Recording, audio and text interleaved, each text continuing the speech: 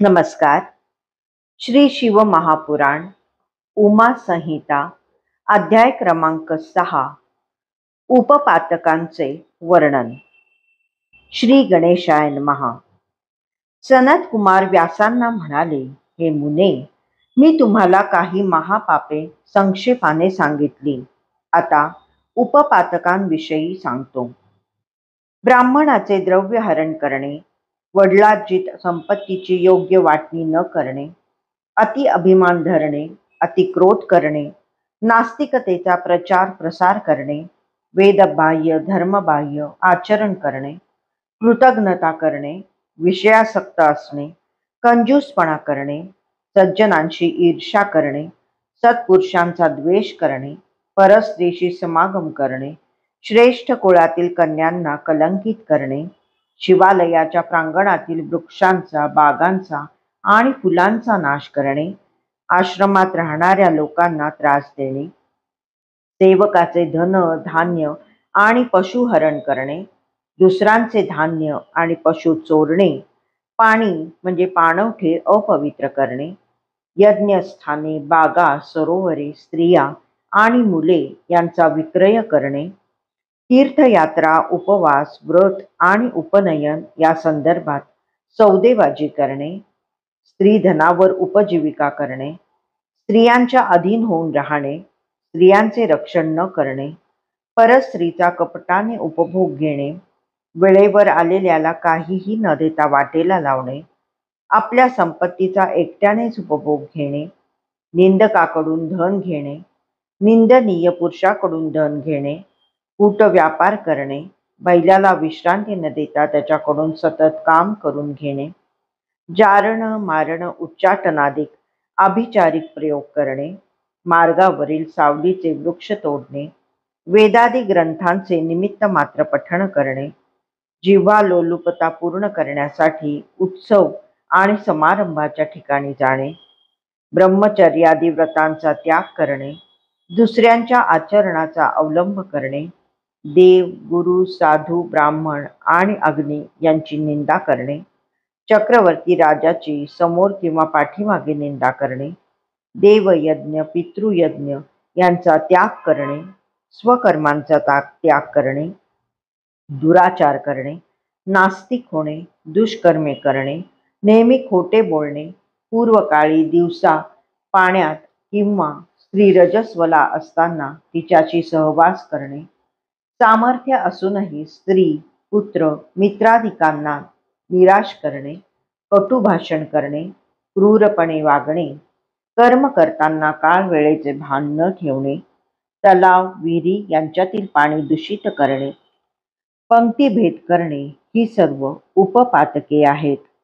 गायी, ब्राह्मण, कन्या, स्वामी, मित्र व तपस्वी यांच्या कार्यामध्ये विघ्ने आणून त्यांच्या कार्याचा नाश करणे, दुसऱ्यांच्या स्त्रिया पाहून दुःखित होणे, दुसऱ्यांच्या धनाचा लोप करणे, वजन काट्यात फसवणूक करणे, ब्राह्मणांना दुःख देणे, त्यांना मारण्यासाठी शस्त्र उगारणे, ब्राह्मण असूनही क्षुद्रांची सेवा करणे, शूद्र स्त्रीशी संबंध ठेवणे, कामवश मदिरापान करणे, पापकर्मात तत्पर राहणे, द्रव्य मिळवण्याच्या उद्देशाने यज्ञादी कर्मे करणे, गोशाळा, अग्नी, जल, रस्ते, झाडाची सावली, पर्वत, बागा आणि देवालय अशा ठिकाणी मलमूत्र विसर्जन करणे, एखाद्याचा रहस्य स्फोट करणे, गृहछिद्र शोधणे, दगड, विटा, बांबू, खिळे, लाकडे व काटे टाकून मार्ग अडवणे, दुसऱ्याच्या शेताची सीमा नष्ट करणे, अधिकाराचा दुरुपयोग करणे, कपटाने शासन करणे, छळ कपट करण्यातच मग्न राहणे, दुसऱ्याला ठकवून त्याच्या वस्तूंचा उपभोग घेणे, आपल्या सेवकांशी निर्दयपणे वागणे, पशूंना मारहाण करून त्यांना वठणीवर आणणे, स्वामी, मित्र आणि गुरु यांच्याशी द्रोह करणे, स्त्री, पुत्र, मित्र, बालक, वृद्ध, बंधू, रोगी, दुर्बळ, सेवक आणि अतिथी यांना उपाशी ठेवून भोजन करणे, मिष्ठान्नाचे एकट्यानेच भोजन करणे, ब्राह्मण, संन्यासी, याचक यांना काहीही दानधर्म न करणे, नियमांचा अंगीकार करून त्यांचा त्याग करणे, संन्यास घेऊनही घरात राहणे, शिवप्रतिमा भंग करणे, गायींना मारणे, दुर्बळांचे पोषण न करणे, पशूंना योग्य आहार न देता त्यांच्याकडून काम करून घेणे, त्यांच्यावर अधिक भार लादून त्यांना पीडा देणे, तहान भुकेने व्याकुळ झालेल्या, घायाळ झालेल्या आणि आजारी असलेल्या गायींची, बैलांची व इतर पशूंची काळजी न घेणे, बैलांचे अंडकोश कापणे, वंध्या गायीला नांगराला जुंपणे आदी कर्मे करणाऱ्यांना कधीही सुख लाभत नाही. ते महापापी महानरकातच जातात. जो मनुष्य तहान भुकेने व्याकुळ झालेल्या व परिश्रमांनी गलित गात्र होऊन द्वारी आलेल्या कोणत्याही व्यक्तीवर दया न दाखवता त्यास विमुख पाठवतो, तो नरकात जातो. जो मनुष्य ब्राह्मण कुळात जन्म घेऊन बकऱ्यांना चा व म्हशींचा क्रय विक्रय करतो, समुद्रावर राहतो, शूद्र स्त्रीशी विवाह करतो, शूद्र किंवा क्षत्रिय वृत्तीचा अवलंब करून राहतो, त्या नीचालाही नरकवास प्राप्त होतो.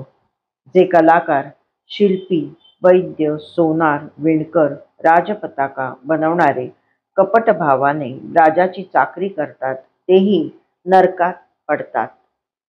जो नियमांचे उल्लंघन करून आपल्या इच्छेने कर वसुली करतो, दुसऱ्याला दंड देण्यातच धन्य मानतो, निरपराध्याला शिक्षा करतो, साधूला चोर आणि चोराला साधू समजतो, आपल्या अधिकाराच्या आणि सामर्थ्याच्या बळावर परस्त्रियांचा उपभोग घेतो, लोकांकडून अन्यायाने घेतलेले धन ब्राह्मणांना दान करतो, ज्याच्या राज्यातील प्रजा लाचखोर अधिकारी, साठेबाज व्यापारी आणि चोर दरोडेखोरांमुळे संत्रस्त झालेली आहे, जो आपल्या प्रजेची काळजी घेत नाही, तिच्याबद्दलची कर्तव्ये नीट पार पाडत नाही, तो राजाही नरकात पडतो. जे ब्राह्मण अशा अन्यायी राजाकडून दान घेतात, तेही दोषास पात्र असून नरकात जातात.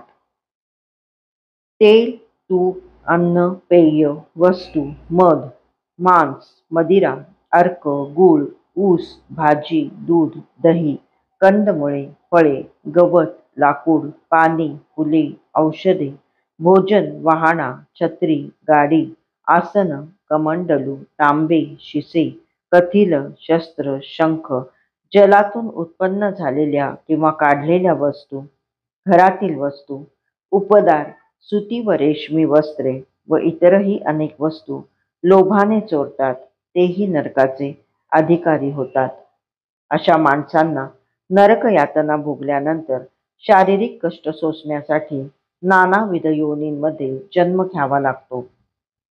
उपरोक्त पापकर्मे करणाऱ्यांना यमदूत जराही दयामाया दाखवत नाहीत. ते त्यांना दुःख देतच यमलोकी नेतात.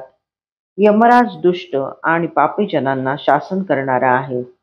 अज्ञानी असूनही नियम आणि सदाचाराने वागणाऱ्या जीवांकडून काही अपराध घडला तर गुरुच त्याला प्रायश्चित्त सांगून शिक्षा देतात.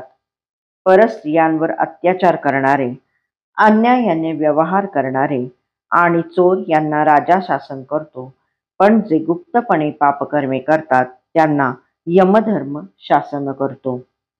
मनुष्य मरतो तेव्हा त्याने कमवलेले सर्व ऐहिक ऐश्वर्य आणि धन घरातच राहते. आप्त बंधू स्मशानापर्यंत जाऊन परत येतात, पण परलोक प्रवासात त्याच्या पापपुण्याचे गाठोडेच बरोबर असते. त्यानुसार त्याची गती ठरते. पुण्यवंतांना ऊर्ध्वलोक प्राप्त होतो, तेथे अत्यंत सुख मिळते. पापकर्मे करणाऱ्यांना अधोगती मिळते, तेथे भयंकर यातना आणि दुःखच प्राप्त होते. कोणतेही कर्म, मग ते सकर्म असो की दुष्कर्म, परिणाम दिल्याशिवाय शांत होत नाही. म्हणून ह्यातून घडलेल्या पापांच्या शुद्धीसाठी प्रायश्चित्त घेणे शास्त्रसंमत आहे. तसे केले नाही तर कोटी कल्पांमध्येही त्या पापांचा नाश होत नाही. जो मनुष्य मन, वाणी आणि शरीराने स्वतः पाप करतो, दुसऱ्यांकडून करवून घेतो आणि दुसऱ्याच्या दुष्कर्माला अनुमोदन देतो, त्याला नरकरूपी फळच प्राप्त होते. अध्याय 6 समाप्त.